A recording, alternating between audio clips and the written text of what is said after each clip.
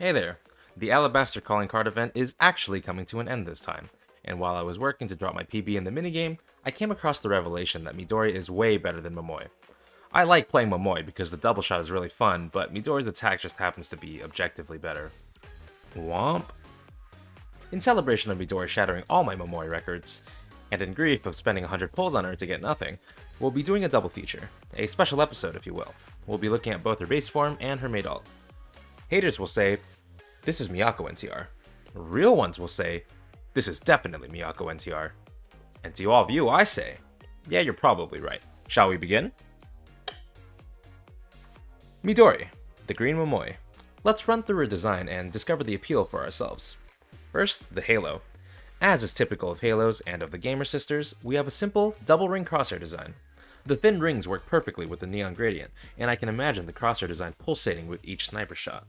I can also imagine Midori pulsating in other ways. Now for the Saiba special. The cat ears, the headphones. It really is a mystery. We'll never know why the twins woke up one day and decided to catify themselves, but you know what we do know? How many people are going to complain about it? 0. Whether you're into short hair is simply personal preference. I prefer long hair for multiple reasons, one being elegance and the other being you can tie it into a ponytail. I don't deny the tomboy potential of short hair either, but Midori doesn't fit that archetype. Midori plays the straight man of the Saiba dynamic, but you don't have to say Momoi's the fool either, because we know she's the dumb one. Midori plays her part quite well. The blank stare fits her, like she fits me. But that's not all her face can do for us. If you know, you know. I touched on it in Akira's video. Facial expressions can be everything. Midori has a very endearing one. As the old saying goes, Momoi is the C and Midori is the P. What does this cheeky smug grin make you feel? Leave your answers below, along with any appropriate reactions. Now for her outfit. In classic Millennium fashion, she has a white collared button-up with a blue tie. In classic lazy gamer fashion, it's wrinkled to old people face levels. And, well, would you look at that, she's a shorts kind of girl. Maybe she can actually disprove the not tomboy allegations. Here's a challenge. Can you find the green? Time's up. Did you find it? There's an appeal to having a dominant color theme, and it's the GDD's entire shtick to begin with. Back to the topic of her outfit, I love seeing hoodies because they emanate a homey, casual feel that provides a sense of satisfaction. Consider a very elegant design like Mika's, then imagine her in pajamas or a hoodie. You see the appeal.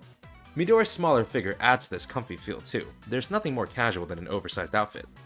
Of course, there's a major difference between hoodies you might wear at home and something like Midori's, but there's no mistaking the difference between her outfit and a really formal one like Rio's. Thigh-high socks. No explanation needed. Never call me a footwear expert. Are these just boots, or are they still type of sneakers? Doesn't really matter, they add perfectly to the black and green dynamic of Midori's palette, that's all that matters. It's always a joy to look at the GDD weapons. Midori's rifle is decorated very vibrantly, so let's just take a look at some of the highlights. The logo on the stock, the neon lines along the body, the charm, whose color represents Momoi, a model of her halo in the magazine, and whatever the hell kind of barrel and muzzle that is. Overall, a fun weapon to look at. And now, let's go into the maid. That's what she said. She hasn't stopped grinning either.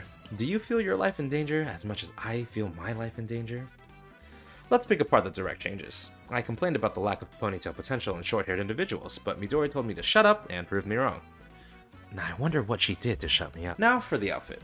I won't lie to you. While the maid aesthetic is all well, it really is as basic as it gets. What makes CNC's design so appealing? They have their own personal touch to their design. Anywhere as exquisite to Nero Sakajan to Akane's TSA-approved travel suitcase. I'll give you this. There's something to be said about Midori's tail lifting up her skirt here, but if I elaborated, I would be facing 25 to life, so we'll leave it at that. I do appreciate the detail that all of GDD has to wear Nero's uniform. Just pray she never finds out. While I did just complain about the simplicity of this design, there is merit to finding the beauty in simplicity. It's simple isn't always a bad thing, but when it comes to creating an entire alt for a character, you could do well to spice up their look a little more. In Yuzu's case, she has the long hair buff, so a ponytail does way more for her, other than make her shine. Yuzu's wear is also way more casual than what I gave Midori credit for, so the switch to a formal maid uniform is a huge switch for her that I am all for. In Midori's case, you can say that she switches from a more vibrant design to a more mellow one, which has its benefits. The difference between shining green and a simple black and white is quite the contrast, so that may be why maid Midori's design is still enticing while still so unassuming. Bucket. And that will wrap up our double feature. Every time someone wonders whether Miyako is my favorite character, I deny the allegations by making someone else's entry in a video series way more elaborate than hers. Go man Miyako. Thank you for stopping by. Make sure to like, comment, and subscribe.